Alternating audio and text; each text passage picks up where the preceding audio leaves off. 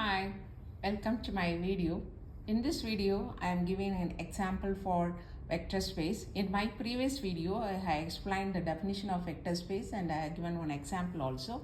Following that, I am taking another example to prove that the given set is going to be a vector space. So just recall the definitions of a vector space so that it will be easy to do for you this problem.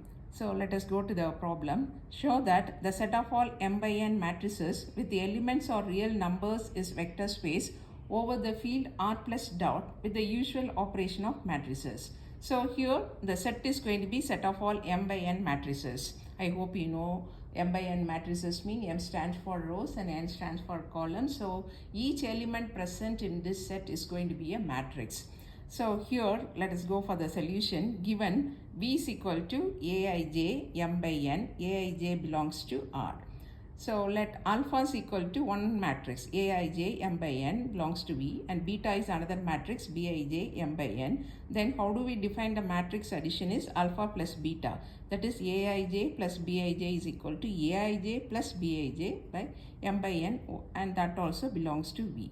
And then the scalar multiplication is being defined as A into alpha. A into alpha is this Aij, so this is a constant which belongs to R. So this will go inside, that is each element we multiply with a constant. So we'll be getting that the matrix as Aij for all A in R and alpha in V.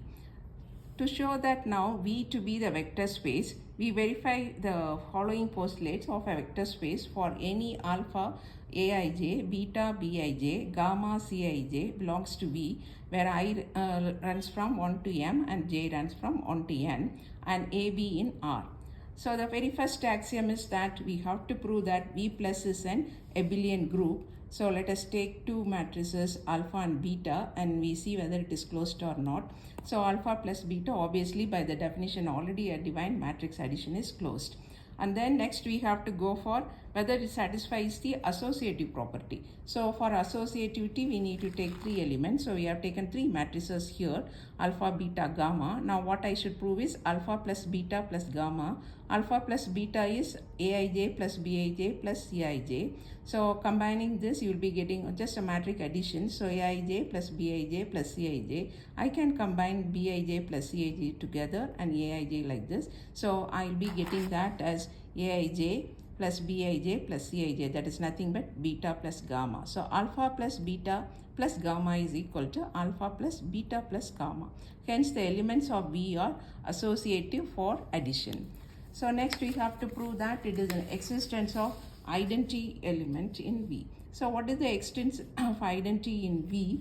So here this is going to be 0, that is null matrix. So you know that null matrix has the element as 0 which belongs to V, and 0 plus alpha, if you add with the 0 in any element you will be getting that same element back, so it's going to be alpha again. So 0 plus alpha is equal to alpha, and similarly alpha plus 0 is also is equal to alpha. Here 0 null matrix is the identity in V. So it has an identity element which is going to be your 0 matrix. And then we need to have that it also has an additive inverse. So for each alpha in V, there exists minus alpha which is equal to minus Aij belongs to V, such that alpha plus minus alpha, alpha is Aij, minus alpha means it's going to be minus, each element will be multiplied with minus only, so minus Aij. So adding will be getting Aij minus Aij, which is nothing but the null matrix 0. So similarly minus alpha plus alpha equal to 0, so it satisfies the condition and hence the additive inverse of each element of V exists. Now last one is that it must obey the commutative property. So if you take any two matrices alpha and beta, alpha plus beta is Aij plus Bij. So Aij plus Bij, I can write it as Bij plus Aij because addition is commutative, and then this we can write it as Bij plus Aij. This is going to be your beta plus alpha. So alpha plus beta is equal to beta plus alpha. Hence the elements of V are commutative for addition. Hence V plus is an abelian group. Now the second axiom is going to be closed axiom for scalar multiplication. For any A in F, alpha in V, A alpha Aij belongs to V. So obviously since R is a field, this condition obeys and Aij belongs to V. And the third axiom is that first A into alpha, so A alpha must be in V, or from this we can also say that A into Aij is equal to A into Aij belongs to V. That is, this is going to be the matrix with multiplying by A. And then second one is going to be distributive, we have to prove. So A into alpha plus beta. A into alpha plus beta is Aij plus Bij. So when we multiply with a scalar, we will be getting Aij plus Abij, and that is going to be Aij plus A into Bij. Just splitting this in terms of, because matrix addition it is, so we can always split like this. So that is going to be A alpha plus A beta for all alpha beta in V and A in R. And next is going to be, next property is that A plus B into alpha, that is equal to A plus B into alpha. That is, you will be getting that as A plus B into alpha is A plus B into Aij. So A into Aij plus B into Aij. So A into Aij plus B into Aij. So that's going to be alpha plus B alpha. So A plus B into alpha is equal to A alpha plus B alpha. And the fourth one is going to be AB into alpha. I have to show that this is equal to A into B alpha. So AB is a constant, 4 into 3 means 12. Again, you will get a constant, it's a scalar, because both A and B are scalars.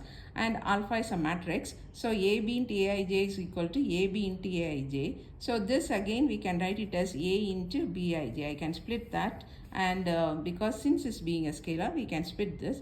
So A into Bij, and this is going to be, you know that this is going to be your alpha, so you'll be getting A into B alpha. So AB into alpha is equal to A into B alpha. And the last one is going to be, it has in the unit element 1 in R, 1 into alpha must be equal to alpha. Obviously 1 into alpha is a scalar, so 1 into Aij, you'll be getting Aij alpha, because 1 is the unit element in R. Hence, all the axioms of vector space are satisfied, and hence V of R is the vector space. We know that is the set of all matrices M by N is going to be a vector space over the field F. Thanks for watching. Please like and subscribe for more videos.